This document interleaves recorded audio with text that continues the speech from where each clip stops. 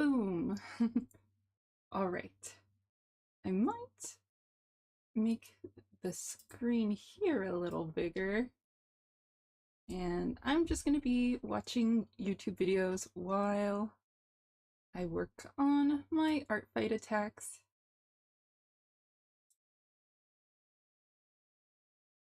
Here, looks good to me. Monument Mythos is currently midway through its second season, and while you may think that it would be smart of me to wait till the season's over to talk about it, you're probably right, but I'm too excited, so we're doing it now. The seasons themselves are ordered in a different way than the original uploads, and I'm sure Alex has a reason Still for that. working on So what Madeline. we're going to do is whenever I do this first explanation with you, we're going to go in order of the playlist within the channel itself.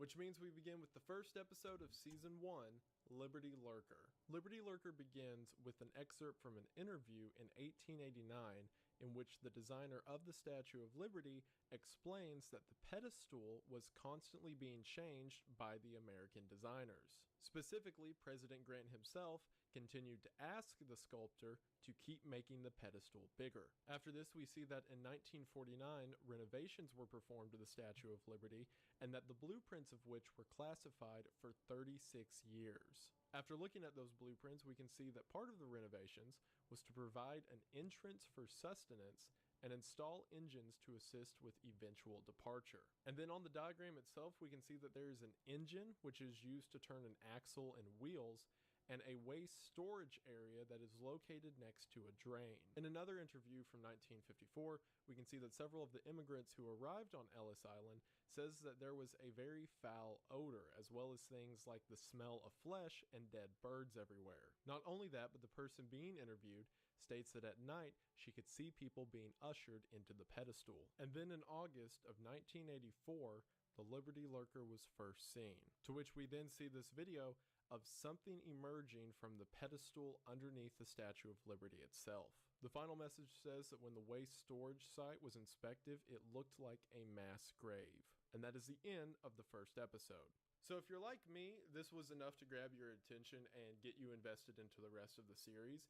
And I'm sure that you have a lot of questions right now, but we will do the question and theory and connection part at the end. Right now, I'm just explaining the main plots of episodes. However, what we can put together from just that is that the United States government knew that there was something within the Statue of Liberty, hence their ideas to keep resizing the pedestal, as well as ushering people into it at night. By whatever means, it seems that the government was feeding this thing. In our next episode, Rushmore Revenge, we see that on August 7th of 2003, Mount Rushmore was vandalized. The graffiti said that there were mass murders taking place across American landmarks, and that executions were being held at 2,600 of these landmarks, as well as graffiti that says the blood of liberty will be avenged and the souls of Lincoln will be freed. Now, the blood of liberty makes sense to us at this point because we saw that there was obviously blood happening in some regard at the Statue of Liberty.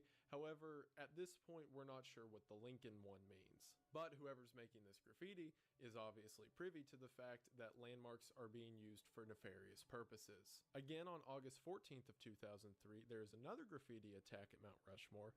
However, this one says, "I will introduce infection next week, Monday to Sunday, 10:12 to 10:13 p.m.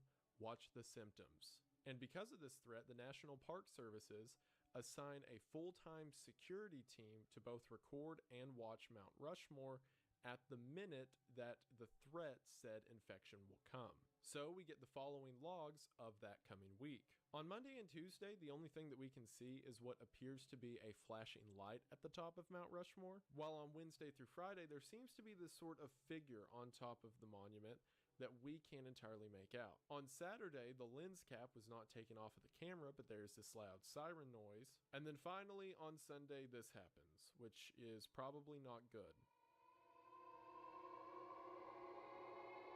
The episode ends with the message that every night, workers powder the heads of the Mount Rushmore monument.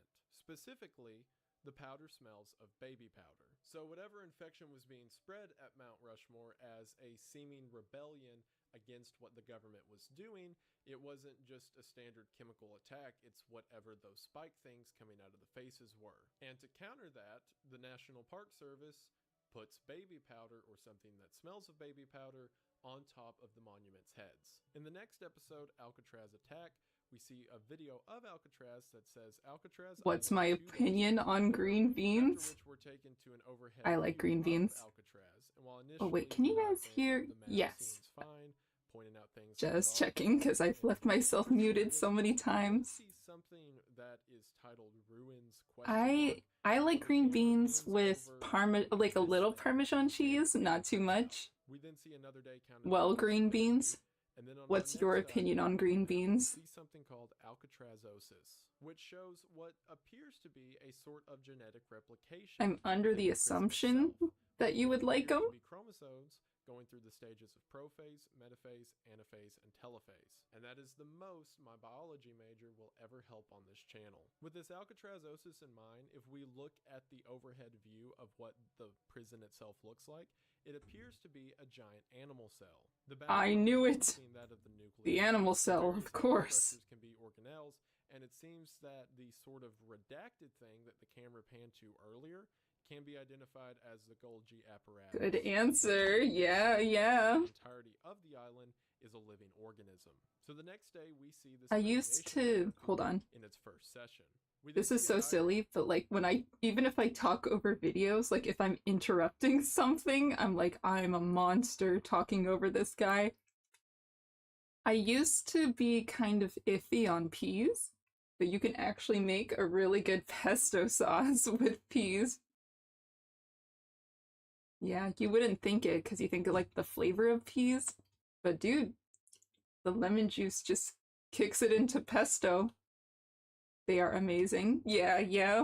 Do you like them plain or with like Parmesan or salt, pepper? I like pepper. Of how Alcatraz is predicted to move from 1950 to the present day and beyond. However, whenever we go back to our standard camera view, we see that there is a lot of Alcatraz, and it's everywhere, and it's getting really close, and this is happening a lot faster than the timeline said it would. The final message of the video says, as of 2020, the Alcatraz zone extends to West Texas, which is alarming, again, to say the least. So right now, after 3 episodes, you probably have a lot of questions and everything's confusing and it's a lot of really weird concepts. I promise it's going to get worse. But at the moment, we saw that the entire structure of Alcatraz itself was a living creature. Anyway, we'll do. Nice. Which is a play on words of mitosis or meiosis. What is a vegetable you can't stand? Like you do not like that vegetable. If you have any vegetables you don't like. And make its movement towards the mainland. Also, remember that mention of radiation therapy in the episode, and it may seem weird for that to be your takeaway considering all the other weird stuff that happened, but for now, remember that radiation got the island moving. And remember how I said it's going to get worse? Well, here we go. In the next episode, Deemed Democracy, we are shown a documentary of America's 37th president. In the documentary, we see that a news anchor for ABC began hyping up the audience, saying that in 1 week, they were going to see the greatest gift to the American people. Everyone was so excited to see what this announcement was that 60 million people were watching at the time that the anchor said the announcement would be given. It turns out that this gift was the famous actor James Dean's presidential announcement, which for the entirety of the announcement, he just said he wants to end the Vietnam War, and that's all it took, and people loved it and had parties and were obsessed with him. We see over the course for the rest of the documentary that Dean is like comedically popular, to the point that Nixon, apricots, who in the real world was the 37th president, I think I can enjoy an apricot. Himself could ever be. However, we is there any fruit I don't like? James Dean, and for me, do not like modern American it's asparagus. Pop culture and technology, just too bitter. Known as the Anti-Dean Association or the ADA. So much so that they cut down power lines in the South so that Dean's television campaign cannot be aired. To which Dean himself, being the super suave guy, goes down to the South and begins repairing power lines himself. However, a small subset of people dislike Dean so much that they begin a campaign in which they quite literally say that James Dean is the devil. And that's not a euphemism or like an analogy at all. Like, Lucifer came from hell and then put on a James Dean mask, and that's what James Dean is. Despite a small I amount think of I like very all outspoken fruits though. haters, James Dean won 75% Fruits. of the popular vote, winning the election in a near landslide. And just to prove how suave and I macho hate he bitter is, the foods. day he won, he just went and raced race cars with Richard Nixon, as well as giving his first presidential address at a raceway in which he only spoke for less than a minute, and then It seems random, but an important question. If you could suddenly become fluent in any language, you know, regardless of how much prior knowledge you have of it, what language, any language, would you choose? Oh, snap. I wonder if that question would include programming languages. Because then, if you become fluent in a programming language, you would end up making a lot of money, and then you could kind of take classes for any language you want. I don't know. Food for thought. For the sake of the question, let's exclude coding languages for now. Russian? Yeah, Russian is pretty cool. I don't know any Russian, but I like their alphabet. For me, as basic as the answer is, it would be Spanish, because my mom speaks fluent Spanish, and all her friends are like, why didn't you teach your daughter Spanish? And she's like, I don't know, it's just we spoke English at home. So if I could like instantly be totally fluent, that'd be awesome. Because you're already learning Russian. Get it done quick. Hold on. Maybe I'll find some music. Like, I don't know if it's like not fun to like have me pause the video and continue it. had people like Are there any conspiracy theories you believe in or find just interesting to read about, even if you don't believe in it, etc., etc.?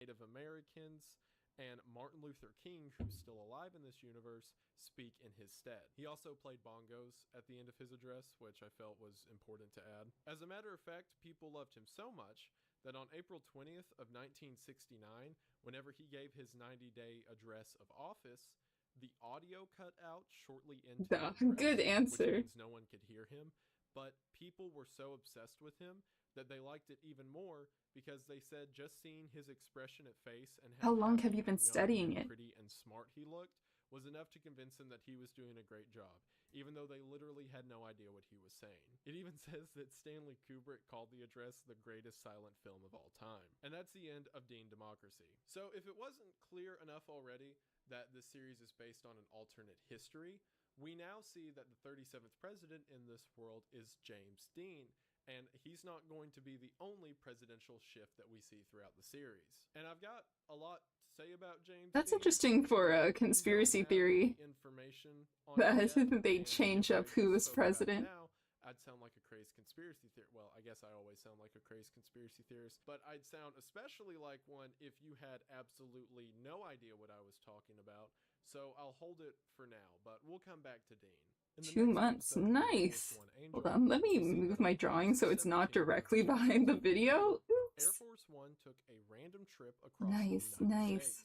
If you've been paying attention, you may I speak recognize some Spanish, but mostly on and off studying it for my whole life, but you know, I never apply it, so I never like absorb it. At national monuments. As a matter of fact, the 3 that we see it dropping the packages at is that of Oh, the chat is delayed.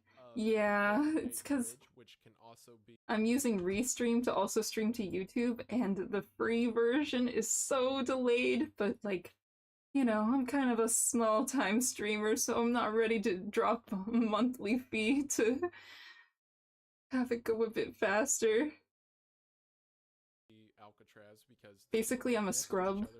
And the Statue of Liberty. All 3 places that we have seen these supernatural or cosmic events take place at. We then see from video footage that there was something inside of Air Force One after it landed.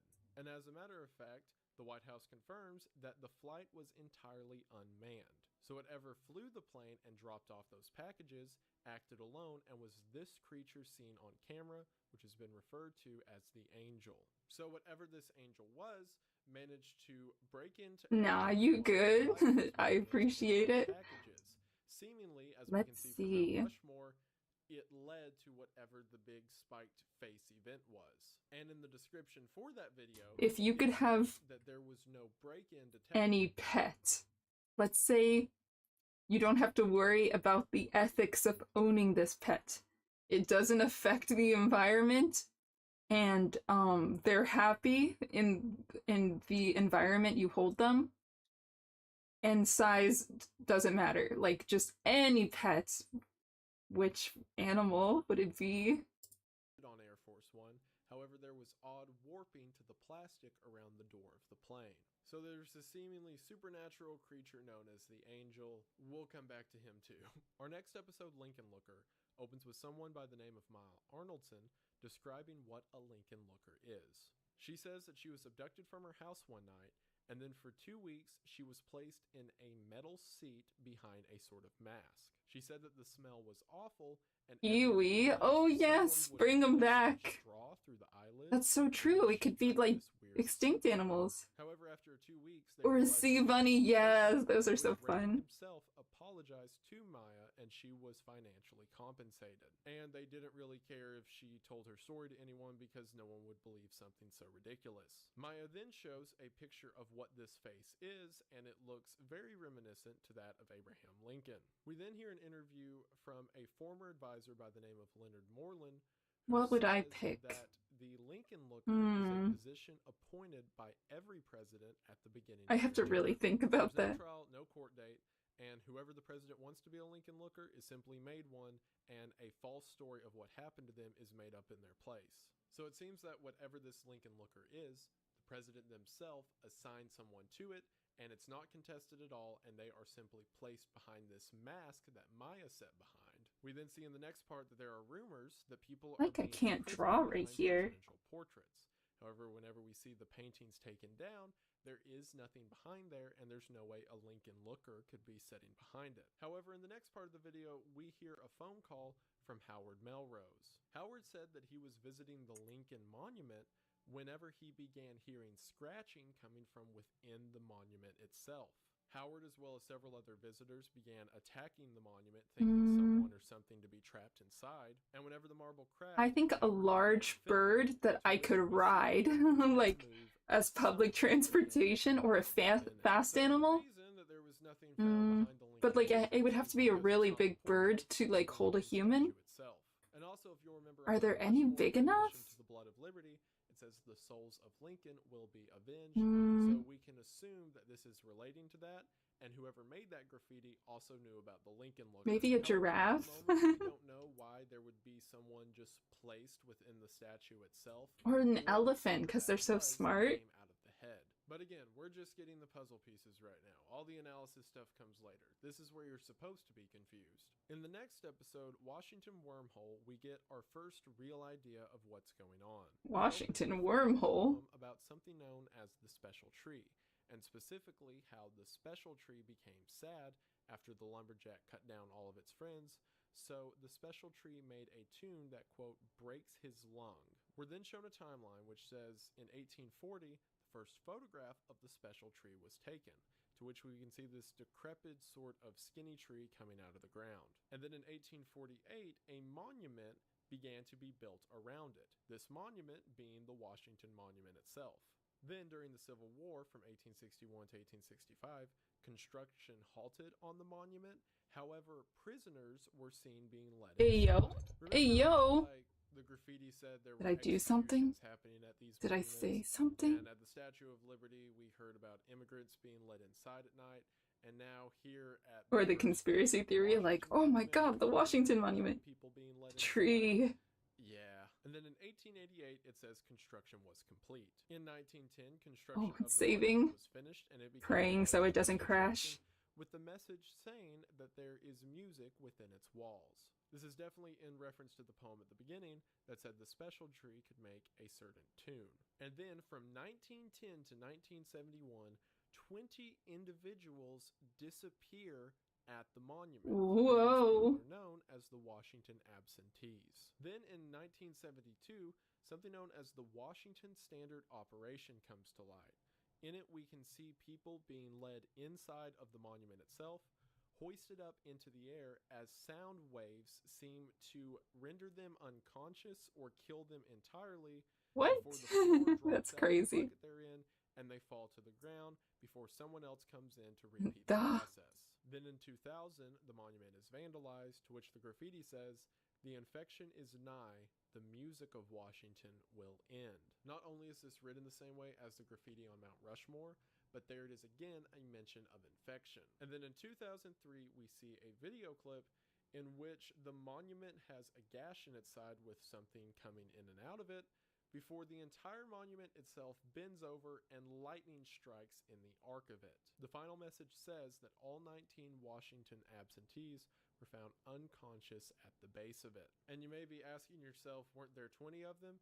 And there were, and then in the description it says the 20th Washington absentee has been identified. What's really cool about this one is the first time I listened to it, and if this is your first time listening to it, you probably have a lot of questions, but after watching the entire series and then going back on my second watch through, that line, the 20th Washington absentee has been identified, is absolutely like, oh my gosh. And it's an indication to me that Alex is not only doing a fantastic job at telling the story, but he's had all of this planned out from the beginning. But for now, big takeaways. The Washington Monument was also associated Do I like the way that looks? That had events take place at them. It's supposed to be a pig. And it seems that people were being sort of Bro, sacrificed in a to dress. this creature in the same way that they were at the Statue of Liberty. However, unlike the Statue of I think Liberty, I need to stop zooming in so much and focus on like it seems that bigger shapes. In the Washington Monument is this special tree. As a matter of fact, this tree seems so important that the monument itself was built as a sort of cage or monument to the tree itself. However, whenever this event went down in 2003, when it did the whole bendy lightning thing, everyone was found. Is there a reason you picked Russian? But before we try to unpack to learn that, let's make it even more complicated and go to the next one. In the next episode, Delaware Double, we see a news report from the Delaware River Journal. In this video, we see that on Christmas Eve, that looked fire. Oh, thank you for hyping me. Down the Delaware River when they saw what appeared to be a bicorn. It'd be cool if I could finish it today, but I'm so slow. On top of the water. They go out to it and realize that that hat is connected to a person. They dig the person out, take him home, to which the person briefly wakes up and says victory or death before falling asleep again. After taking him to the hospital, the men realize that the frozen guy that they had sitting in their bathtub was George Washington. Like the George Washington, the one and only. To which the men theorized that perhaps George Washington fell into the Delaware River while crossing it, was frozen, to which his men assumed he was dead and replaced him. Oh, yes, of course. Why didn't I think of that? He was frozen the whole time. You were bored. That's a good answer. And that's it. That's the whole episode. It's just like George Washington's alive, and it just drops that in your lap.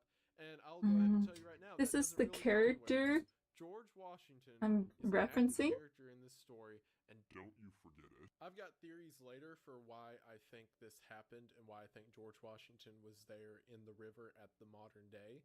And also, I'll qualify this later, but this news report took place in 1976, and I'll explain all of that later, but I'm not kidding. Like, George Washington doesn't come back, at least not yet in the series, but he's there, whatever that means. In the next video, Rockefeller Tree Tragedy, we see two different accounts of the same event.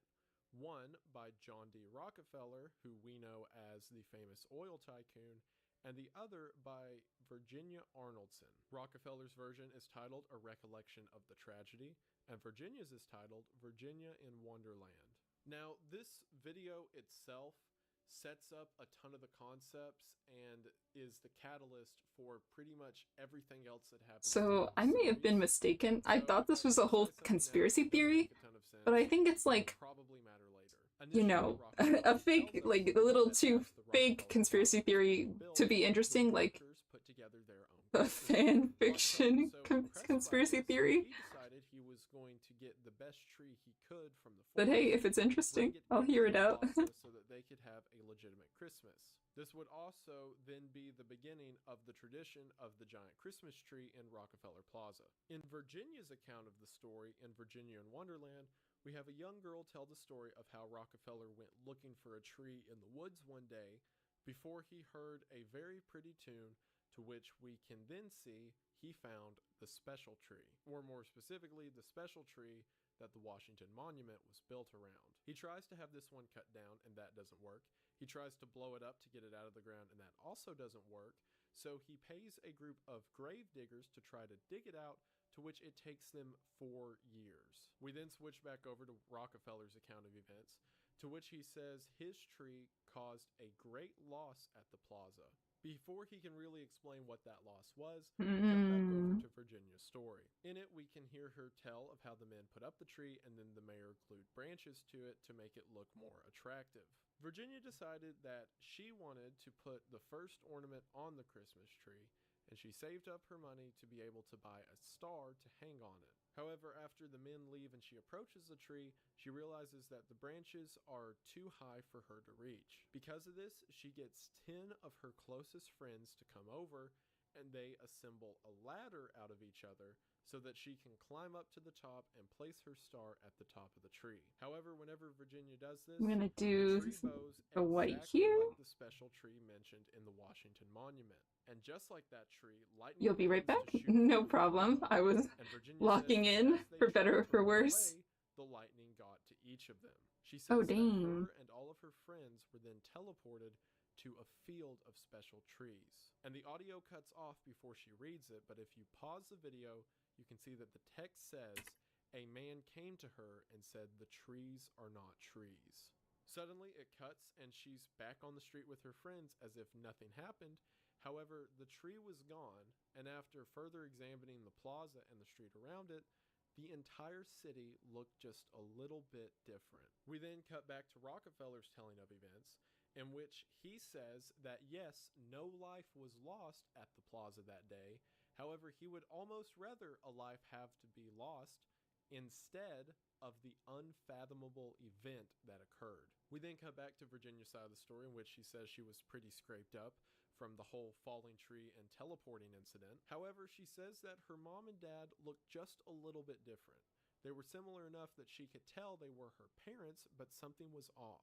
Not only that, her parents felt the same way about her, asking her why her clothes looked different, why she had freckles on her face, She and other shifted. small New notices like dimension. that. Another question they asked her is if she had hung her teddy bear on the tree. If you'll remember, it was not a teddy bear that Virginia bought to put on the tree, it was a star instead. Again, another discrepancy. It wasn't long before every parent came to the same conclusion, that their children were just a little bit different. As a matter of fact, 2 of Virginia's friends, Orville and Philip, had different last names from their parents. All of the parents began to freak out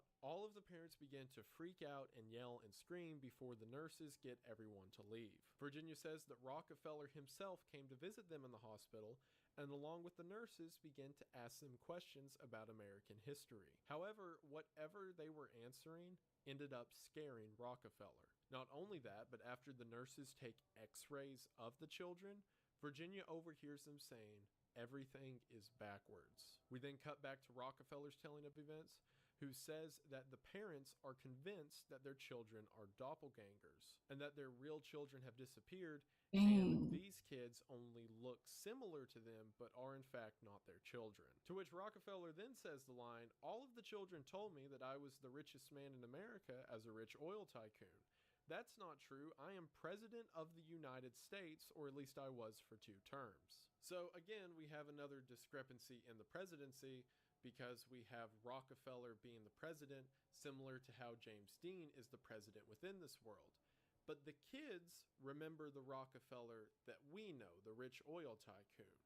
However, the Rockefeller they're talking to is not the same Rockefeller. In his closing thoughts, Rockefeller ponders on the tree and says maybe he's just a hopeless victim in this entire ride of life, and perhaps the tree chose him to be the one to carry out this fate. Then at the end, there's a quote from John Rockefeller Jr., Guess who's back? Back again. And that's not true. Green beans back. Because Rockefeller Tell a friend. says that he's seen the tree walking in the plaza and that it resembles a man. You come back and immediately have to hear bad singing. My apologies. Something on top of a building in Rockefeller Plaza, and then a lightning flash before the camera cuts. All right, I know that was a lot, but you're being very brave and I'm proud of you. But to make that a bit more digestible, we got a sticker, ribbon, or something. Special trees, places it in the middle of the plaza. Virginia and her friends come and touch it, to which it does the DC monument thing where it bends and lightning shoots out everywhere.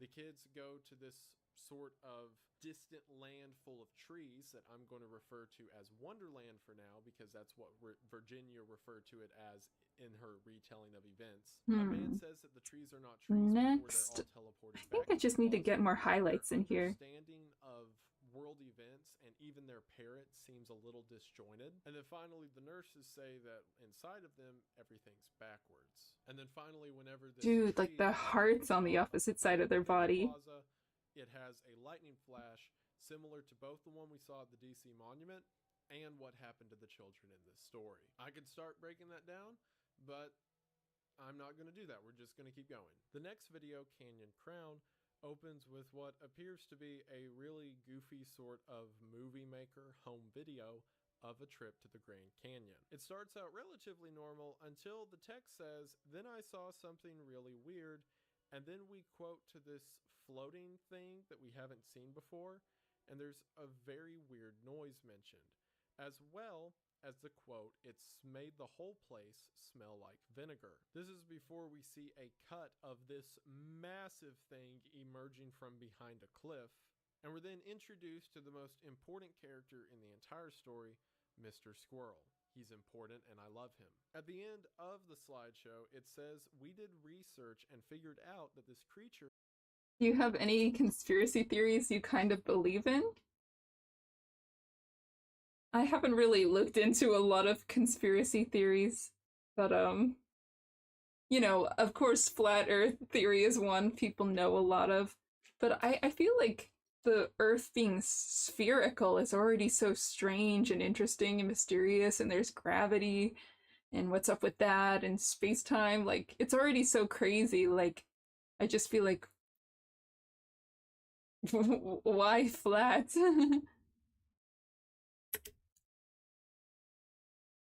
is something known as a canyon crown, and it uses vinegar to shrink its head back onto its body. Nice. It then says that we went on this trip to find Aunt Maya, and I think that was Maya. Before the video ends, showing us random images of headless men standing by the Grand Canyon and standing in front of a sign that says "Head Off Trail." Haha, very funny. I don't even know if it's worth beginning to analyze that now, because it's not going to make sense without context from anything else. The one thing I will say is string theory, yeah. She said, and at the end of the video we figure out that this person's name is Lauren. So remember how Lauren said we went to find Aunt Maya? I think that was Maya. If you'll remember, the other time that we heard Maya mentioned was Maya Arnoldson, who these was little swirly things as a Lincoln Looker for 2 weeks. right here. Oh, they're actually pink. To be Lauren Arnoldson, so it's reasonable to assume that Aunt Maya Arnoldson is the Maya Arnoldson mentioned in Lincoln Looker. But that may seem confusing. Like, why was she a Lincoln Looker and made to sit in the statue? Why did they even put people in the statues? And now why is she the giant floating meatball thing? These are all questions that will be kind of answered near the end. Next up on the docket is Freedom Fowler. I'm sorry, I'm just now kind of realizing, without context going into this, this has to be a lot of just like the weirdest stuff you've ever heard at once. Yes. And in the beginning I said try not to sound like a crazy conspiracy theorist. I am definitely doing that right now. And I apologize, but this one's going to make it way worse. I will try to help at the end, but I'm so sorry. Freedom Fowler opens pink with swirls excerpts from a series of exchanges that took place in 1858. What they're discussing is the contracting and construction for the Dot Statue is of a Freedom. good quote from this telegram Heavy. conversation that an architect says Dot, to the engineer, that's yes in Russian, right? on Capitol Dome. The engineer then tells Who the is sculptor Heavy? that they would like a design for a lady to stand at the top of the Capitol building. After several weeks, the engineer asks the sculptor again if the statue is ready, to which a detective tells that engineer that the sculptor has died and they're sending Freedom on a ship known as the Monarcho. Freedom is the name for the real-world statue that sits on top of the Capitol building in Washington, D.C. This is describing the construction of that statue itself. In Part 2, Daughter, we see a story from someone known as Nina Yes. Crawford. Nina Crawford is TF2. Oh, Team Fortress 2. who built the Freedom Heavy, is he the guy? Yeah, the guy with the machine gun. that looks like herself. The Russian, However, of course. 10th, her dad left for the studio and never came home. After Nina's mom goes I like Scouts. I've only played a little Team Fortress 2. Investigators and the police come, but I was only good at playing Soldier. Yells, she has his eyes to the police. Nina, who overheard that Freedom would be sent on the Monarcho, finds the ship in port and then crawls into the box that is housing the parts of Freedom. Nina says that she can feel her father's presence within the box and around Freedom, and she hopes that she will be shipped to wherever her father is, not understanding her father's fate. She also mentions that Freedom feels alive and, even more eerily, has her father's eyes. Every night she can hear what sounds like Freedom moving in the darkness, until one day Freedom breaks out of the box, grabs Nina. My favorite quote from Heavy is da, da, da, da, da, da. That's exactly what he would say. Crawls into a very deep cave. Nina says that as she is riding, Freedom is continuing to sharpen its sword. Are you good at that game? Nina. We then move on to Part 3, Captain, which is a transcript I was not. from the captain of the Monarcho. He describes that every day there would be loud noises and boxes being moved, as well as damage to the ship. This continued over the course of several days until they get to the port in Gibraltar. Whenever they get there, they open up Freedom's crate to show to custom agents. However, Freedom is entirely missing. We then move on to Part 4, Commission. Whoa, Freedom is missing. Something destroyed the trees moving up the mountain in Gibraltar. The trees were perfectly cut in a straight line all the way up the mountain, until they eventually arrive at a cave. After going into the cave, they find the statue. No.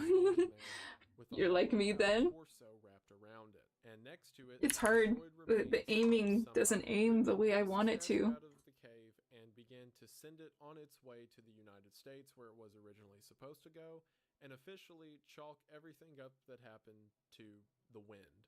No, I'm not kidding. Must have been the wind. Part 5, The Craftsman, which is by someone named Philip Reed, who describes that whenever he came to the port in the United States, he did not see a statue laying in a boat, instead a large woman holding a sword and shield. And the men say that whenever they got the statue to the port in Gibraltar, it just started fighting and killing everyone and kept using their skin to make skin for itself until it was now a completed person. Reed himself was charged with peeling the skin off of the statue, which he did, and afterwards the statue, which was now back in its original form, was completely immobile. So they just put that. Dude, Skate 3? The process is so funny to me. I used to play Tony Hawk Pro Skater 2 and 1 on the GameCube. Gosh.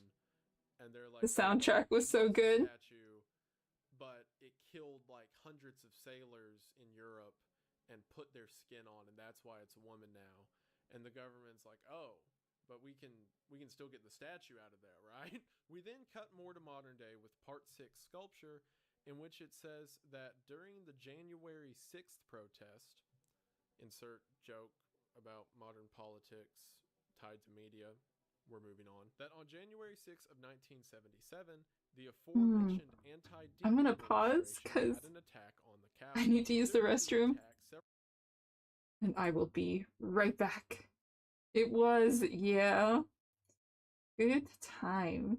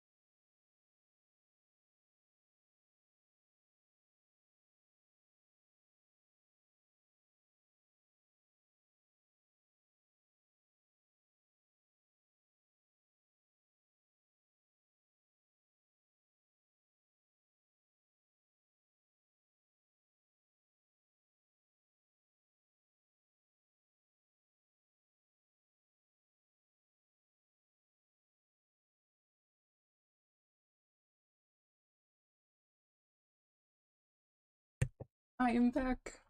Sorry that took so long. I also heated myself up some food, so I might mute for a little bit while I'm chewing it, just because I'm paranoid that there'll be like eating sounds. But oh, the EA is making a new skate game. I wonder what music they're gonna use. But that sounds like fun. Though it's gonna make it even worse to watch when you wipe out and you just see someone face plant into the railing. Because I know I used to fall a lot. Several of the protesters shot down the Statue of Freedom, to which we then get what is, in my opinion, the most horrifying video in the entire series, in which it's really hard to make out if you don't know what you're looking for.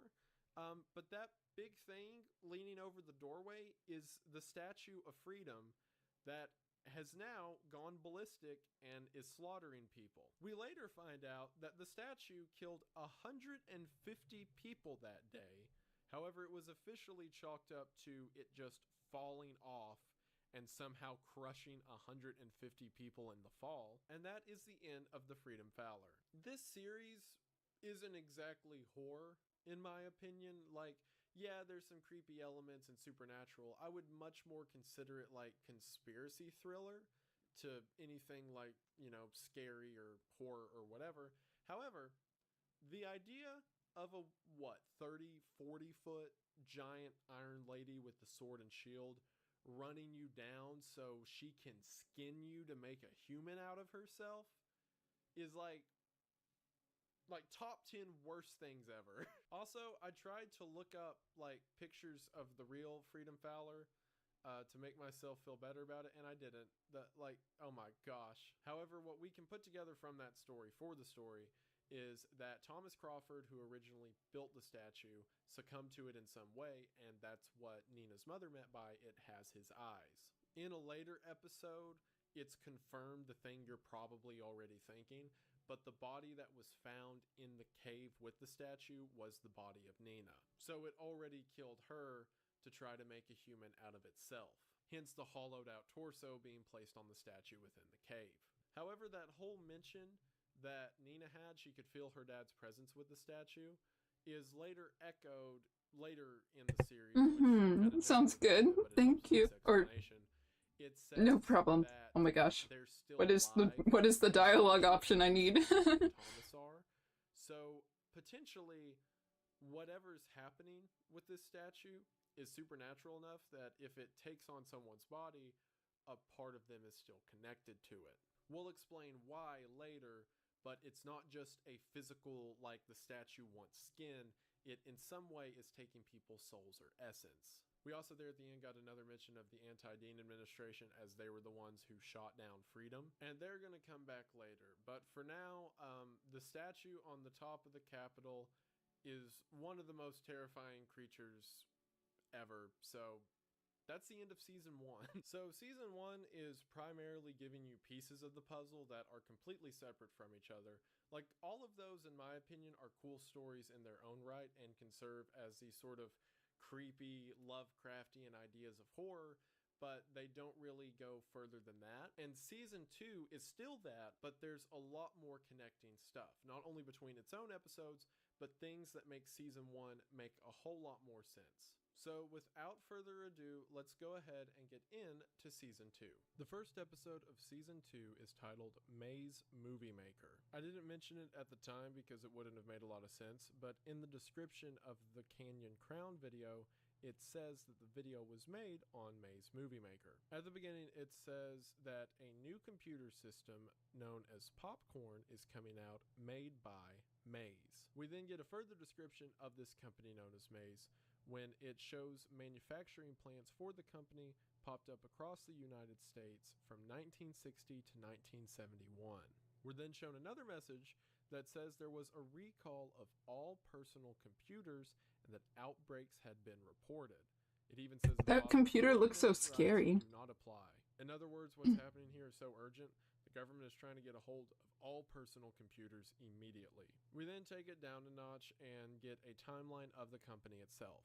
It says that in 1960, Maze Mechanics was founded by Rob Carreras and Rob Watroba. Then in 1969, President Dean established something known as the Department of Technology, which united computer corporations together. Furthermore, in 1970, it says that Maze invented the first at-home computer and video camera system. This is all well and good until in 1972, it says that Maze and the Department of Defense partnered to control something known as the True Forces of Mass Destruction, also known as TFMDs.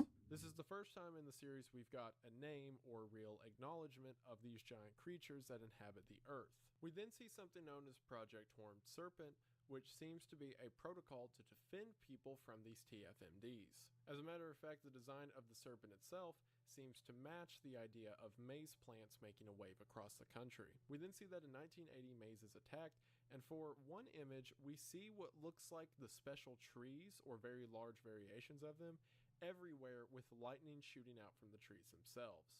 It then says that in 1990, the last at-home computer was shut down. So Maze goes from, in 1970, being the people who invent the first at-home computer, to 20 years later, they seem to be leading the front of trying to reclaim all of them.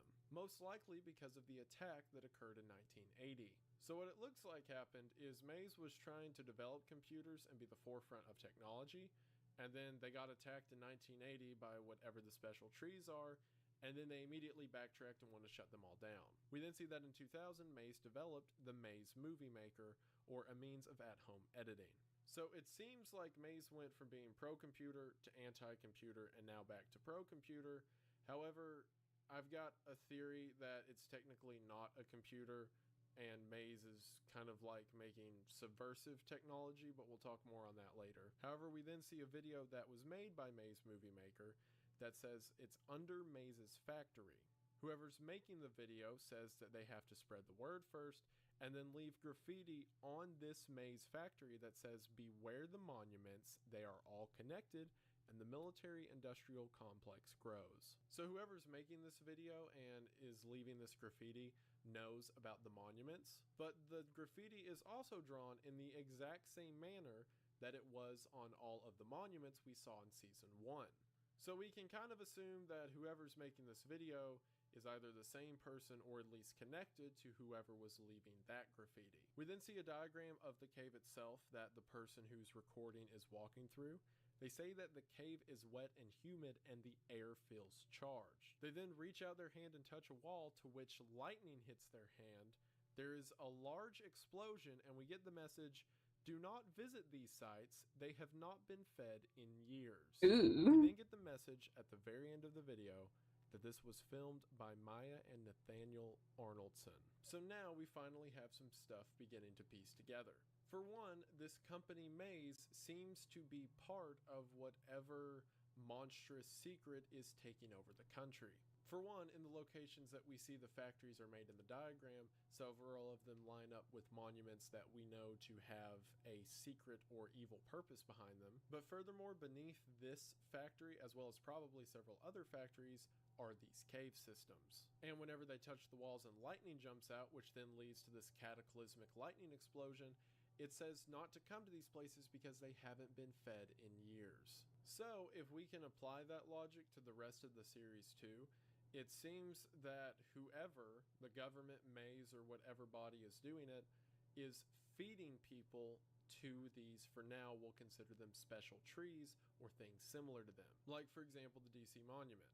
We know a special tree to be inside of there and that prisoners of war, as well as 20 Washington absentees, were sent into there. The same case with the Statue of Liberty. So if whatever these creatures aren't fed, they become very reactive and can cause things like we saw at the end of this video where the big electricity explosion happened. Perhaps the 1980 attack on a Maze facility was from these creatures not being fed. We'll see more details about what that feeding may entail later, but another interesting thing is the two people that made the video at the end. So it was Maya and Nathaniel Arnoldson. There's that name, Maya again. If you'll remember, Lauren, who made the Canyon Crown video, said that her dad took them to the Grand Canyon to find his sister, Maya. This will get proven later, but for now I'll go ahead and tell you that that father is Nathaniel. So Nathaniel and Maya are brother and sister who have been working for some time to take down whatever shady corporation this is who is hosting these creatures, or at the very least knows of them and is sacrificing members of the public to them. And considering the graffiti they put up that says beware the monuments, they're all connected, and the fact that it looks the same as all the other graffitis that we saw earlier in the series, then we can reasonably assume that Maya and Nathaniel either also did those pieces of graffiti or are at least in league with whoever did. However, earlier in the series in Canyon Crown, whenever Lauren said we were looking for Aunt Maya, I think that was Maya referring to the big crown thing. It seems like something really bad happened, because between this video and that video, Maya went from running around with her brother trying to stop Maze or whatever's doing this whole monument thing, and she became the giant floating meatball. So something bad probably happened in there. Also, in the description of that video, it says, "Did you know that several photographs of President Dean have been manipulated to protect legitimate national security interests?" I don't know what to make of that, but you have fun with it. In the next video, Suez Canal Crab, we see that on March the 23rd of 2021, a ship known as the Ever Given got stuck in the Suez Canal. This is obviously a parody of the Evergreen in real life. However, it's an alternate history thing, so you could kind of accept it as like a weird canon of the real world. I don't know. It's called the Ever Given Evergreen joke. Insert here. Moving on. It then says that President Hillary Clinton. Okay. In this universe, Hillary Clinton was made president and announces a nuclear force is necessary to dislodge the ship. We then see on the diagram that the ship gets dislodged, turns towards land, and seemingly just starts floating across the land. And then on a device known as Twitter, I'm just going to call it Twitter, it's TWTTR, no one on the device is able to tell what happened. So, to establish a few things that get figured out later to make it make more sense now, I believe that after the whole Maze Movie Maker event in 1980, whenever they were attacked and then they tried to shut down all computers, I believe that what happened is that attacks were caused by people using electronic devices like computers. So what it seems happened to me in this alternate history is technology went a slightly different route, but it can't be electricity that provokes them. It has to be something to do with internet, or I don't know. A lot of this explanation I would not survive in this alternate universe. Or even season 2 is finished, so I don't have all of the pieces yet. I'm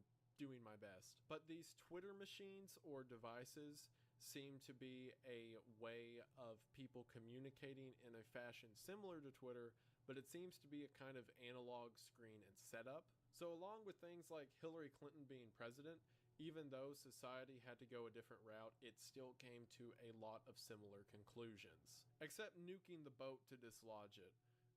That's probably a little out there. I believe here, however, that the government knows more than they're letting on, since they said that the purpose of the nuke is so like the airwave or the blast for it would dislodge the boat.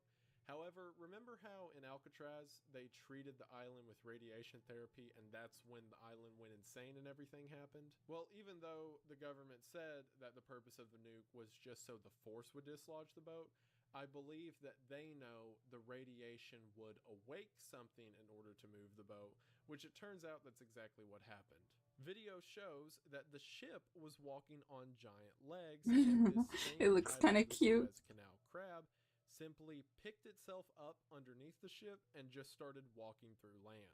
Governments of the world decide that the crab will not be destroyed as a means of not destroying all of the cargo, and instead the crab just simply begins carrying the ship through Egypt. We then are begin to tell the story of something known as the 2021 Cairo Tower Stampede. According to the story, people at the Cairo Tower really wanted to get a better view of this crab as it went by. The tower became overcrowded, and the crab, for some reason, turned itself towards the tower and began walking towards it. However, as the crab got close, it tripped, crashing into the tower, which caused not only the cargo of the Ever Given itself to go through the tower, but the tower itself to eventually collapse. All in all, 1,150 people died in the Crab Tower incident. And whenever the fall happened, the crabs separated from the ship and began spewing blood and other bodily fluids all over the place. However, during this time, a group that we haven't heard of yet, known as the Anti-Device Association, decided that they will not be left to their own devices. The issue with the ship is that it was full of something known as T machines, which are the devices that are used to get on this universe's form of Twitter. Again, further evidence, you need a whole analog box in order to access Twitter. Computers didn't progress the same way we know, blah, blah, blah. And the Anti-Device Association begins to make up a story that the entire purpose of this crab incident was just so Egypt could steal goods that were meant to go to the United States. So they began to promote the idea of Americans going over to Egypt and taking as much stuff from the Crashed Ever Given as they can manage. All in all, 12,000 Americans show up at the gates and try to get into the containment zone, which has now been set up and called the Cairo Exclusion Zone due to the giant monster crab that's spewing blood everywhere. However, someone shoots a guard and manages to get into the exclusion zone, to which then people just have a field day, stealing goods and ripping stuff out of shipping containers, and it eventually and getting blood spewed on them. Trying to steal cars, and then people finding guns and using that to shoot people who are stealing stuff they want. And all of the frenzy comes to a head when one of the legs of the crab twitch, causing everyone to panic and form a stampede. The stampede combined with the fluid everywhere that made people This is literally Black Friday. Black Friday sales led to the deaths of over 11,000 people, with only 944 of the 12,000 surviving. Specifically, 77 of those people were found praying to the crab whenever rescuers came to get them, who said they were told by a deity that if they prayed to the crab, they would survive. Those 77 survivors began a religion known as the Church of the Ever Given. The episode ends by telling us an American... It has a better ring to it than the Church of the Crab. ...of the stampede said it seemed that everyone was a giant mass of flesh, and that the Cairo exclusion site itself has now become a UNESCO heritage site. So, a lot of information to take in at once. This whole video has probably been a lot of information to take in at once, and I'm sorry, but like I said, it gets worse. A lot of you who are familiar with the series may have realized that I've left some stuff out, but again, I'm trying to make this as brief as possible, and then I'll talk about all the gruesome details at the end. So for now, let's move into the next episode, Dean Disaster. Dean Disaster opens very similar to Dean Democracy, in which it shows a news anchor telling us to prepare for an upcoming news event. So, similar to the scene in Dean Democracy, several people gather around their television screens before a hijacking takes place on May 13th of 1969. In it, the Anti-Dean Association shows an image of Dean as the devil before he opens his mouth and air raid sirens are heard loudly playing. It turns out that what happened is the Anti-Dean Association managed to hijack the entire country's supply of air raid sirens and play them at such deafening noise it caused mass panic. As a matter of fact, the noise was so loud that anyone within 4 miles of the sirens suffered permanent hearing loss. This caused mass stampedes, it caused people on crowded freeways to get out of their cars and just begin running, and eventually the National Guard was tasked with shutting down air raid sirens. However, at each one of these air raid sirens, there was a pile of bodies ramping up to the siren itself because the sirens were so loud that if anyone was that close and spent any amount of time around it, it would cause blood vessels within their body to burst open. President Dean, being the hero as always, went out himself and turned off a siren near the White House, which gave him permanent deafness. After all the sirens across the country were turned off, it was such a sight of mass casualties that it says blindfolds were issued to the military to give children so that they could walk children back to their house without them seeing the mass casualties. Dean wanted to go on the air to give a presidential announcement. However, he was so damaged and disfigured from turning off the siren that he decided instead he would use those sirens to transmit his message through, and then for the now half of the country that's deaf, they could watch the captions as they're played out on TV. Dean tells the country that they have been attacked by the Anti-Dean Association and now is not the time for playing nice, and it's time to get the people who hurt so many, saying, quote, "We have places for them." It then says that hundreds of thousands of people were then reported to the police or arrested by the police in the following weeks, and they were sent to new special prisons that were built conveniently around American monuments like Rushmore Ooh, and the Washington Monument. they're And the families hungry. of those who were sent say they come back with a much more pleasant demeanor and very friendly.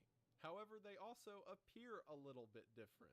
Despite this, people note such a personality change in those who come back from the monument prisons It's like that they're several different people asked people. to be voluntarily sent there themselves. Ooh. Okay, so pause.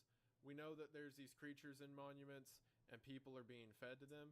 So it's real convenient that this terrorist attack happens that justifies hundreds of thousands of people being sent to these monuments all across the country at the same time. Isn't that just weird? Not only that, but the families are reporting that they look a little different than whenever they left. Similar to Virginia and her friends whenever the whole Christmas tree zap attack happened. Again, a little weird. Maze, everyone's favorite tech company, decides to begin making hearing implants. The president himself gets one and is so moved by Maze themselves that is why he develops the Department of Technology as a means of uniting technology companies together so they can mass produce these hearing devices.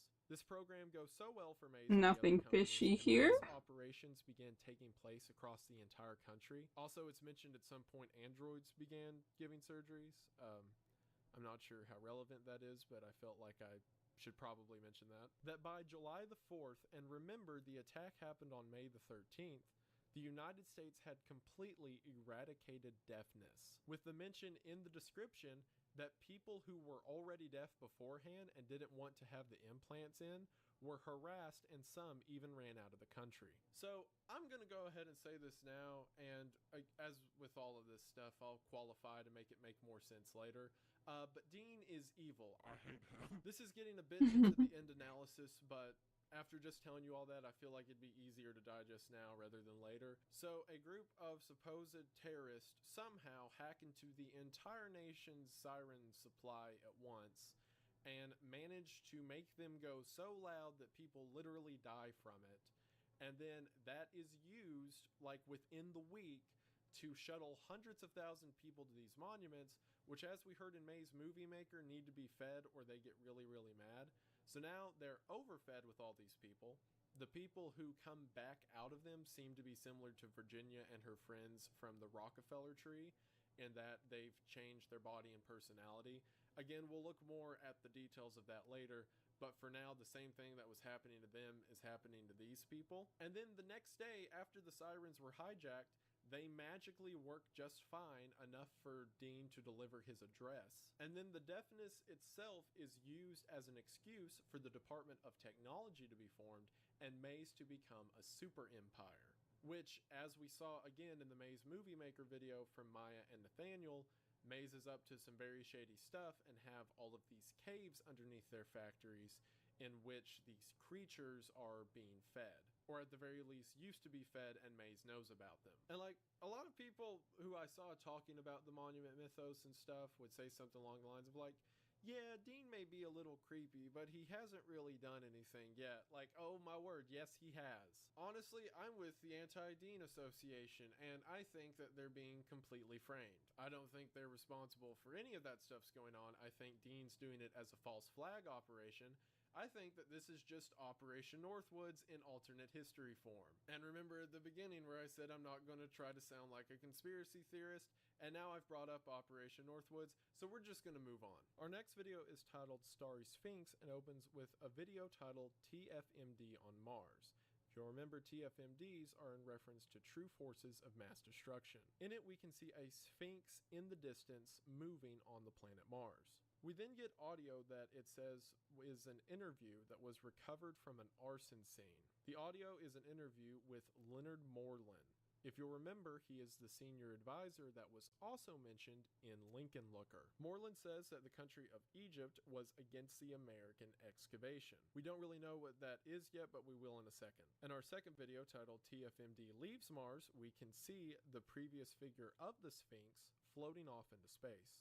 We then cut back to the interview where it says that the pyramids themselves are TFMDs and were at the time humanity's biggest threat. There's also the mention Moreland gives that this is before the Dean administration classified humanity and climate change as TFMDs. That's further fuel to my fire that Dean's awful, by the way.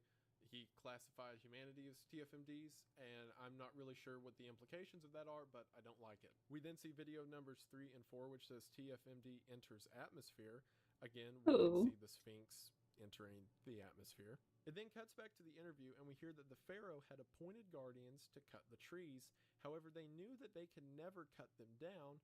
They could only damage them, which would divert its energy towards repairs instead of growth. In the meantime, the pharaoh knew that he could build towers around them as a means of better containing them. So here's another mention of those special trees, and these people in ancient Egypt could not cut them down, similar to how Rockefeller could not cut down that special tree. However, for whatever reason, which we're not entirely sure of yet, the ancient Egyptians did not want these trees to be able to grow. Then in videos 5 and 6, we see TFMD is attacked, in which these sort of orbs are seen being shot down to the ground. We then cut back to the interview that says that the pyramids go down infinitely and they were made to contain the trees. So ancient Egyptians, the pharaohs appointed these people known as guardians. It's also mentioned that they would take these substances as a means of keeping their body from tiring out, while they would spend all day damaging and cutting the trees, never able to cut it down, just slow it down. And that the pyramids were built solely for the purpose of containing these trees. However, the pyramids go down infinitely, and after several weeks of digging, the Americans who were trying to dig them up for some reason realized there was no end to them. Then in video number 7, we see TFMD's False Children Land, in which we see these orbs cut down and touch the corners of the Sphinx before a giant light flashes. This light flash being similar to the electric strikes and lightning that we've seen from previous entities. We then see in video number 8, it says false children organize into the starry Sphinx. And sure enough, those false children or glowing orbs that we saw are now in the shape of the Sphinx itself. It then says again for video number 8, distracts observers as the mothership flees. To which we look over and see that the real Sphinx is this giant ship or on top of a giant ship and is floating by. And then for video number 9, it says the Great Pyramids rise, to which the Great Pyramids rise. Then for video number 10, it says the other pyramids awaken, to which we can see what looks like the Washington Monument, as several of it are all around, or at the very least several of these special trees are all around. We then get a diagram titled Present Situation, to which it shows us that there is one Sphinx and countless pyramids all around it, with the final message that this was produced by the Anti-Device Association. So, again, a lot. Basically, according to the interview, whatever this supernatural or cosmic phenomena is, it's been going on for a really long time. The pharaoh himself was having workers slow down the trees and then contain them with these infinite pyramids. However, with whatever's happening now with these false children or orbs coming to Earth, the pyramids are beginning to rise. I know you're probably tired of hearing this at this point, but it'll make more sense with more context, so it's best if I just keep talking. I do also want to add, though, that in the description it says that Maze says there are no extraterrestrials. Now, in the description of nearly every video, it says that whatever message we're getting is from Maze, so I don't know if that is Alex telling us it's not aliens even though it looks like aliens, or if that's Maze trying to subvert us from the fact that it definitely is aliens. If it's not aliens, then possibly the Sphinx went to Mars some time ago as a means of just being in wait before it was reactivated by whatever these pyramids are doing. I don't know, but for reasons that I'll mention near the end, and of all the topics in this entire series, the whole pyramid, orb, Sphinx, false children thing is probably the one that we have the least information on right now. But I will say that I feel the Sphinx are the good guys, or at least not as evil as I think the special trees are. I'll explain why in the analysis part, but for now, that whole diagram where we see that there's one Sphinx and a lot of pyramids, or in other words, things made to cover the trees, that's a bad thing. Because if the Sphinx is one way, at least according to my theory, that trees can be countered, one of them for like the countless number of pyramids everywhere, and pyramids include things like the DC monument and the various actual pyramids and all of that. Only having one Sphinx to deal with all those, not good.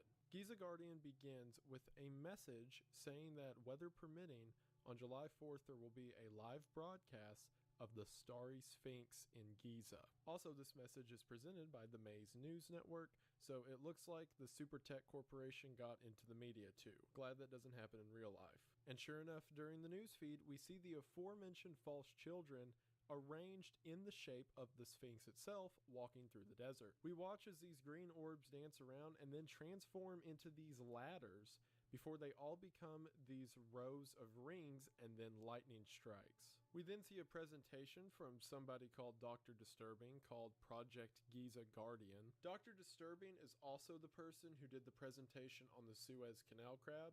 I'll talk about who he may be at the end. In Project Giza Guardian, we are told of the story of Giza glass. For thousands of years, the locals in Egypt knew that whenever a specific constellation arrives, lightning would strike the ground and create this rare material known as Giza glass. That is until 1870, when a Briton Egyptologist known as Flinders Petrie discovered the constellation and how to get to the glass first. The glass itself was made in these long shards and fragments and was incredibly sharp. So sharp, in fact, that while Petrie was moving some of it, he fell and decapitated himself on the glass. However, the most miraculous fact is that his head was still alive. However, as it was alive, it began to swell and discolor before the story of Petrie ends. It says that whenever the glass got back to England, the group of it known as Petrie's Lot, it was deemed unusable because of the small fragments that it was broken into.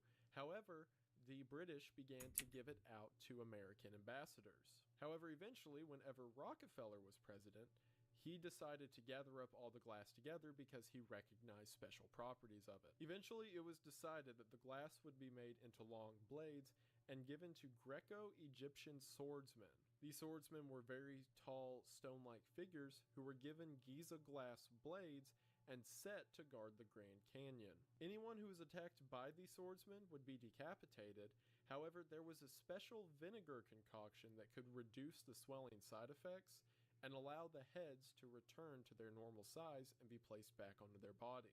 If you're like me, this is really exciting because it connects a lot of dots, but we'll get there in a second. Victims of these swordsmen were given housing within the Grand Canyon itself, as well as a lifetime supply of this vinegar concoction, on the condition that they would lure enemies of state into the Grand Canyon to meet the same fate as themselves. The government claims that the Giza Guardian program was shut down in 1969 during the Dean presidency. However, sightings still occur to this day. We then completely changed gears and switched to an interview of the wife of Thomas Crawford. If you'll remember, Thomas Crawford was the designer and sculptor of the Statue of Freedom. During the interview, his wife Louisa says that Thomas absolutely hated America and originally had the statue designed to show the form of a freed slave, but whenever America told him to get rid of that design aspect, he became furious. During his design, Thomas went to Egypt to get Giza glass to construct the sword of the statue.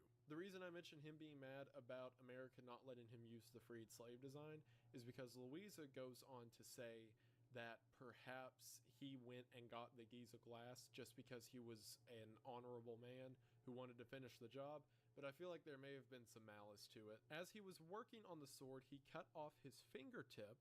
However, after cutting it off, he could still feel and control it.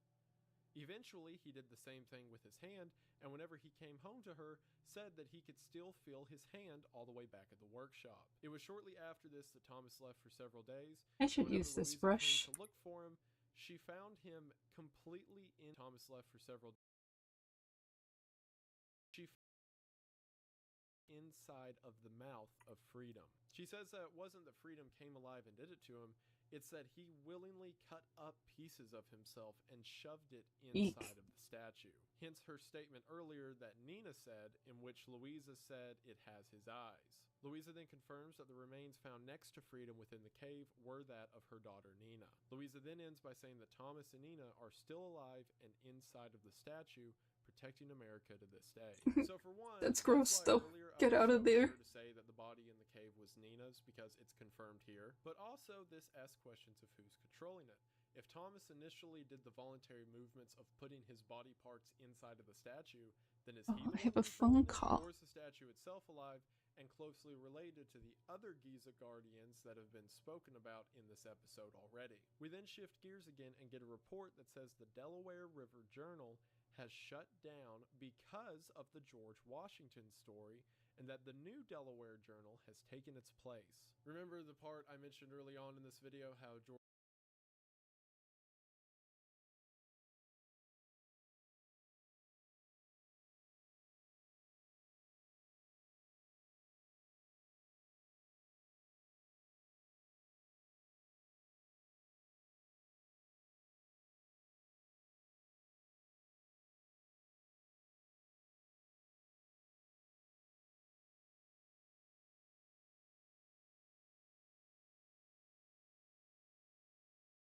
George Washington's alive? Well, that was enough of a no-no that the state shut them down for it. The New Delaware Journal tells the story of how the Anti-Dean Association stormed the Capitol and attacked the Statue of Freedom. The official claim from politicians is that the person who installed the statue did a faulty job at it, and that's the reason it fell and killed 150 people. Interestingly, the person who installed it was Philip Reed, the person who, if you'll remember from the Freedom Fowler story, is the one who peeled the skin off of the Statue of Freedom. Also, very bizarrely, it says that Philip Reed has recently become a demonized character by the Anti-Dean Association. So if I'm right and the Anti-Dean Association is cool, then maybe they understand that Philip Reed skinning the statue was probably a bad move, or at least skinning the statue and then putting it on the Capitol building would be a bad move. But it's just an interesting detail that he is a figure they're looking down on historically. Sure enough, it says that Freedom is now being placed in the Grand Canyon, to which when President Dean was asked why he did it, Dean said, "The rocks won't shoot her down," which haha, funny joke, but also that means that Freedom is now where all of the other Giza guardians are. And as we're going to see later, she definitely wasn't the first. So regardless if Freedom is Thomas controlling the statue, or if Freedom is one of these Giza guardians who simply lured Thomas into her in the cleanest way possible, then it doesn't matter because now she's in the Grand Canyon doing the same things that the other guardians are doing. We then see that a journalist for the New Delaware Journal leaked a government file and has since been exiled to Egypt. That journalist was Howard Melrose. If you'll remember Howard Melrose, he was the guy from Lincoln Looker who helped the bystanders break open the Lincoln statue, and then whatever that thing was came out of the top of it. And I didn't mention it because there was a lot going on and I didn't want to further confuse everyone, but he was the reporter who gave a report at the site of the Suez Canal incident, or more specifically the part afterwards where all the bodies were jumbled together, and he was the one who said everyone was just one pile of flesh. That lines up with what we read here, that he was exiled to Egypt. So it seems that what happened to Howard is he was just an innocent bystander who witnessed the really weird event of the Lincoln Looker, or whatever was inside of Lincoln, coming out of the statue, so he decided to become a journalist and figure out what the government was up to. He leaked this file and has since been in hiding in Egypt, and while he was in Egypt, gave that report. In the leak, we see a description of how to handle Anti-Dean Association members. We see a map of the Grand Canyon with the Statue of Freedom moving through it, attacking people who are trespassing. Freedom goes by each person, cutting off their heads, which we understand to be the Guardian's MO, until they get to the last one, and sure enough, the name is Maya Arnoldson. We then cut to a tape called The Last Words of Maya Arnoldson, and in the audio, we can hear her walking before she's afraid of something, tries to run away before she's promptly killed, and her body falls down a ravine. It then says her body was found in the Grand Canyon in 2004, and her head was still missing. Okay, so this episode probably connected a lot of dots for you, or at the very least it did for me. So the government or maze or whatever body of people are hiding something in the Grand Canyon. They get these ancient warriors known as the Guardians who are using this special material called Giza glass to be the guardians for whatever secret they have. After it was discovered that Freedom was one of these guardians, or at least close enough, she was also sent to the Grand Canyon. Maya, who we know has spent her entire life trying to out these evils, or at least out Maze for their evils, goes looking for whatever the secret is in the Grand Canyon, and she's killed by a guardian. So, as we understand Giza glass to work, her head swells up to this giant size to which she has to take the vinegar stuff in order to And get it I'm to going to shrink. end at It's not 4 understood how because much I have of a the brain concert I'm going capacity to. transfers from human to meatball crown thing, but probably not the best. So she's essentially one of these mindless crowns who the only purpose she has is to lure Sorry, I other didn't talk visitors into much. the Grand Canyon. To And this lock in. explains why in Canyon Crown, Lauren's dad took her to find his sister Maya in the Grand Canyon. And why whenever Lauren saw the big meatball thing, she says, "I think that was Maya." And we get further confirmation of that in the next video. Fallen Father opens with the return of the most important character in the entire series. That's right, Mr. Squirrel. The video is back in the traditional Maze Movie Maker style, and then from the text that we see on screen, we can deduce that this is Lauren, the daughter of Nathaniel. However, in the text, we see that Lauren's father has passed away, with the description that he left saying he's going home, and then never came back. However, she mentions that something followed her home, and then runs inside before, as she's hiding, this giant shadow appears over the window. This is all while text is being displayed on the screen, saying that she won't forget her father and that it's been 3 days. Finally, it ends with the message Nathaniel Arnoldson, July of 1961 to May of 2021. So Nathaniel has passed away for some reason, and now Lauren is making this video. However, as she mentioned, something from the Grand Canyon followed her home, and sure enough, there is a giant shadow that appears over the window from above, implying that it's floating down.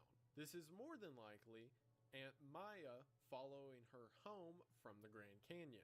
To me, this implies that she at least kept some of her brain function, or enough to recognize that that was her niece. And while her communication skills may not be present, it seems that she's trying to reach out to Lauren.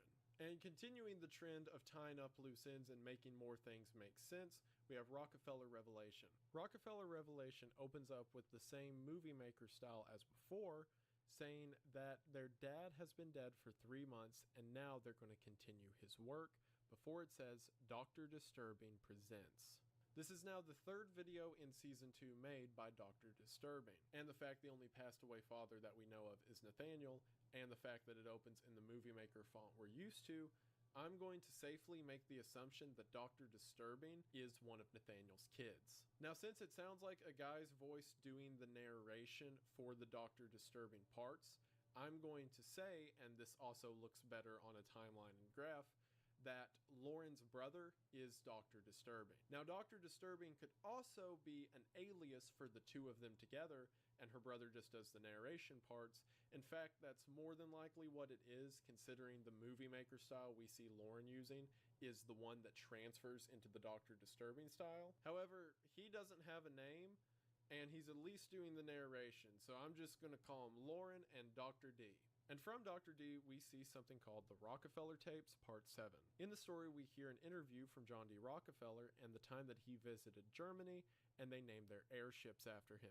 Now, I've got an entire chart up there that you can probably see the corner of right now that I'm going to use to explain the whole timeline of everything. But for now, I will mention that from my maths that I put together, that John D. Rockefeller was president beginning in 1909, which would have been before World War I.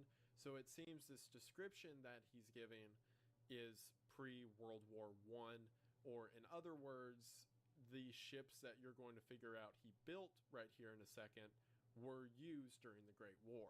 We're then given a diagram of these airships where everything looks fine at first, until we see the interior, and that pretty much the entire inside is a giant face with whatever this growth is behind it. Rockefeller explains that due to his setup of having guardians turn people into crowns within the Grand Canyon, that there was an overabundance of crowns. At the same time, America was risking going into a Great Depression, so he decided that the best thing to do was sell the crowns as slaves to Germany. Or essentially, crowns can't fight back and don't have the capacity to know what they're doing, so you can just give them to the Germans to use for their war machine. We then see a design for an anti-airship death ray, and after looking over the schematics for it, all seems well, until we see the inside of it, and there's whatever this fang tooth thing is that seems to be the power of it. Not only that, but at another part in the diagram, there is a lamp mentioned, implying that these are in some form beings of light or energy. Further in Rockefeller's interview, he explains that the American economy was dying and Germany wanted to use these crowns as weapons. So Rockefeller sold over 100 of these crowns to Germany, who then put them in their airships and named the airships Rockefellers in his honor. Germany did help the American economy. However, as Rockefeller says, by 1918, thousands of people had been killed by Rockefeller ship bombings, and Rockefeller's presidency ended before he could respond to the German attack. So Rockefeller, who we established a couple episodes ago, gathered all of the Giza glass in order to make these swords that the Guardians then used to make crowns, took those crowns and began selling them as weapons to people who eventually became enemies of the United States. It's never expressly said what the crowns do. I mean, initially I thought, giant meatball heads running through the battlefield are probably a pretty effective psychological weapon, if nothing else. However, these things are inside of blimps, and he says used to bomb people. So maybe they can release some kind of energy bomb or something similar. The first thing that comes to mind is the orbs that were seen at the beginning of Giza Guardian, or sorry, not Giza Guardian, in Starry's Phoenix that come out of the plane and sort of blow up. Maybe the crowns can do that.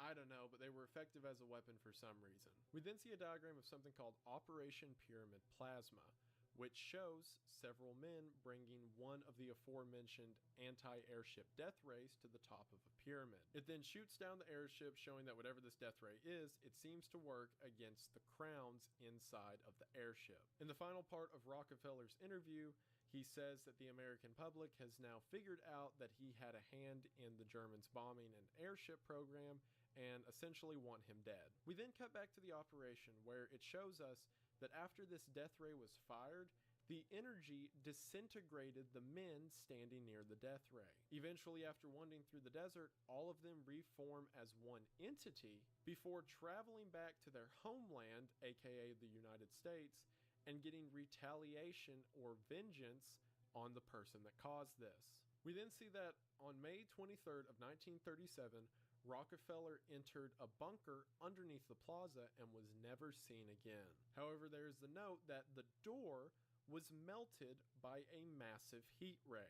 And then to make it even more interesting, it says that there has only ever been 2 images of this suspect, to which the 2 images we see are the first Christmas before Rockefeller found the special tree, and the very first picture ever taken of the special tree in 1840.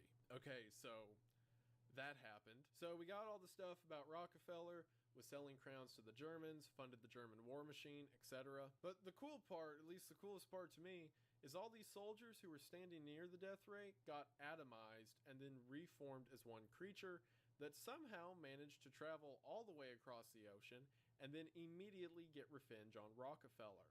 That whole never seen again thing is because that guy got blasted into, like, neutrons. That mention of the bunker door was melted open is because this amalgamation of 20 fried atom people all showed up once like Dr. Manhattan and just, like, took his door off his hinges and made him non-existent. I am referring to this creature as the Avogadro.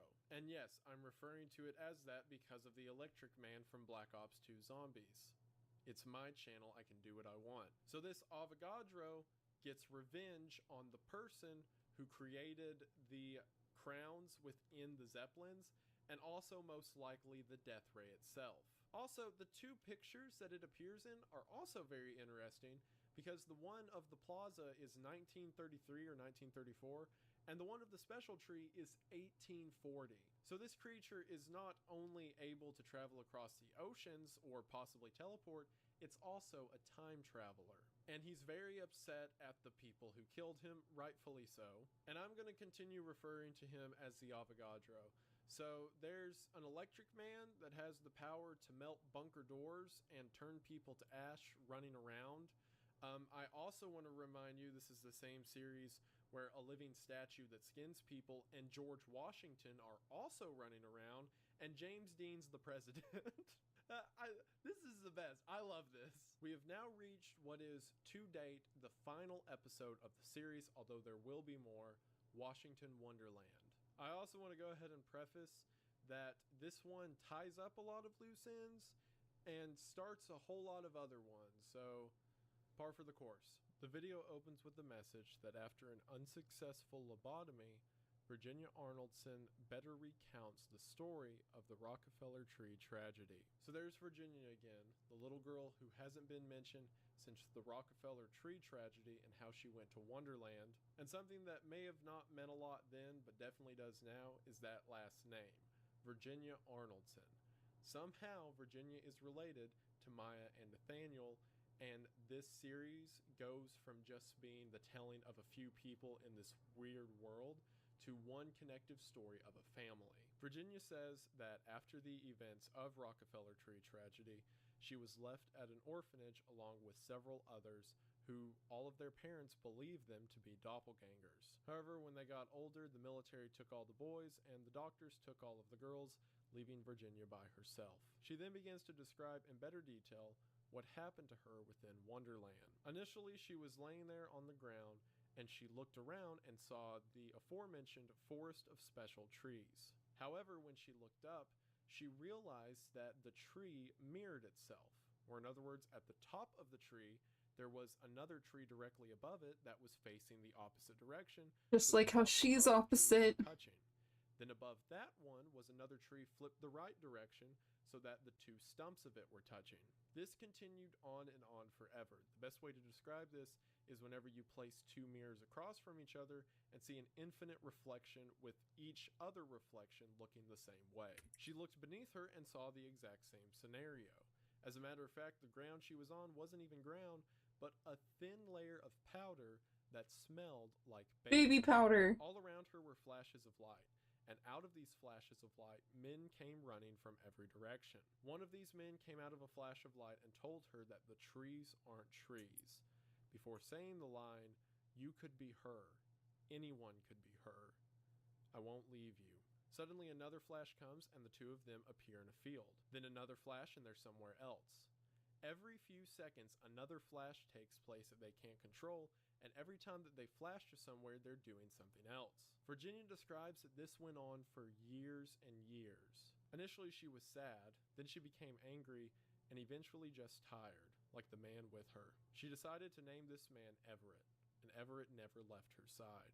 It's never even said if the two of them ever had a real conversation or were just stuck in this infinite loop of flashing from place to place, but it seems Virginia just cherished having someone there. Also, during these flashes, they would switch from one of the layers to another. In other words, one flash, they could be standing at the layer Virginia began at, and then be one stage above them, then another stage above, and then back down again. Also, there were several people, referred to as climbers, who were stretched out and scorched along the side of trees. Virginia believed that if someone had tried to climb up a tree whenever they were flashed, this is what would happen to them. This went on for years until one day, all of the trees bent over at once and there was a great flash and she woke up back in New York in the plaza with her friends. This is the scene that Virginia woke up to in the original Rockefeller Tree tragedy.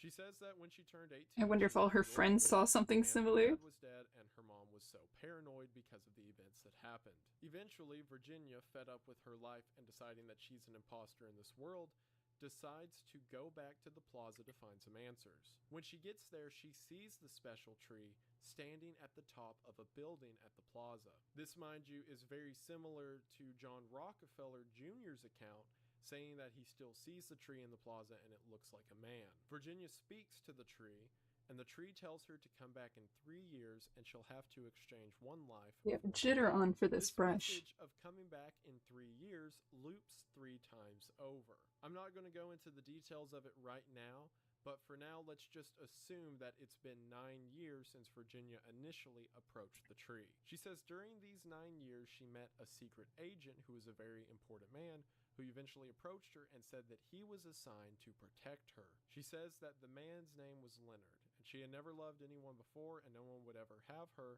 so she felt welcome in his presence, and the two of them had a son together. The son was never born, but she decided to name him Everett after the man she met in Wonderland. After the end I bet it's the same person. And with her very pregnant with her son Everett, Virginia goes back to the tree, who gives her directions. After walking for 4 days, she hears the music and comes across the Washington Monument. After stepping into the monument, she sees that there are bodies everywhere.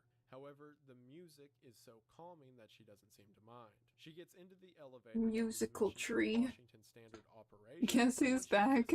Top, back again. I'm so sorry. I announced it when we were away. Soonish, I might need to stop streaming because I have to go to a concert and get prepared. She says she floats for what feels like 500 years before she appears back in her body. I hope that you just messaged that. Let's see. Okay, yes, I wasn't too late. Virginia believes that whenever the tree told her she'd have to exchange one life for her own, Virginia was ready to give up her own life, but did not realize that she had exchanged Everett's life for her own. However, just like the body that she had passed out of, this body too had just fallen from the top of the DC monument and was completely crushed, meaning she was unable to move. However, Virginia came to realize that herself, as well as everyone else within the monument, was all still alive, even though logistically they should be dead from the fall they endured. This is how far I got. Lucky! Yeah, it's gonna be so fun. I think I rendered the skirt more. It seems, according to her, that the tree within the monument was keeping before, after. This was until one day there was a great flash and everyone woke up outside. Whenever they woke up outside, let's they were see. in a field of those trees. Thank you so much for joining. I know this was like a strange video to play while drawing, but it kept me entertained. I think the concept of like a thriller conspiracy is so fun. Because sometimes with real conspiracy theories, I'm like really self-conscious. Like if someone sees me watching a video on flat earth, they're going to immediately assume I believe it. But sometimes you just want to know what's going through other people's minds, you know? So I like that no one's gonna be like, she thinks James Dean's the president with the musical tree. Thank you so much, that's so nice. Oh, I forgot to ask, do you like to draw too? You might want to reshape the hand a little.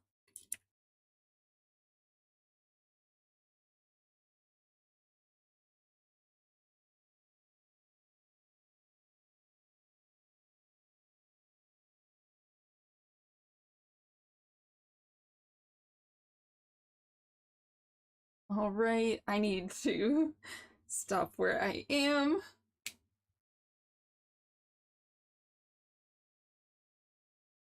Thanks again for joining. Sorry, I took a long time being AFK. Here. Yeah, okay. I'll come back to this later. Yes, wait. You also like to draw? Are you on ArtFight? Side glance.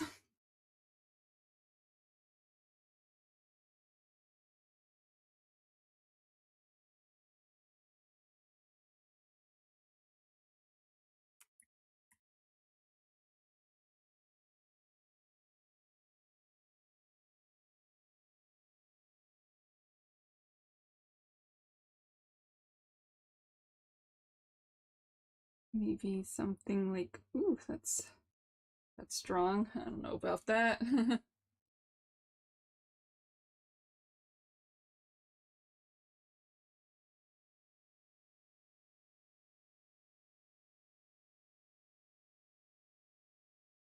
So I think the hand shape should be a little more like a pig hand. It kind of narrows out like this, I think.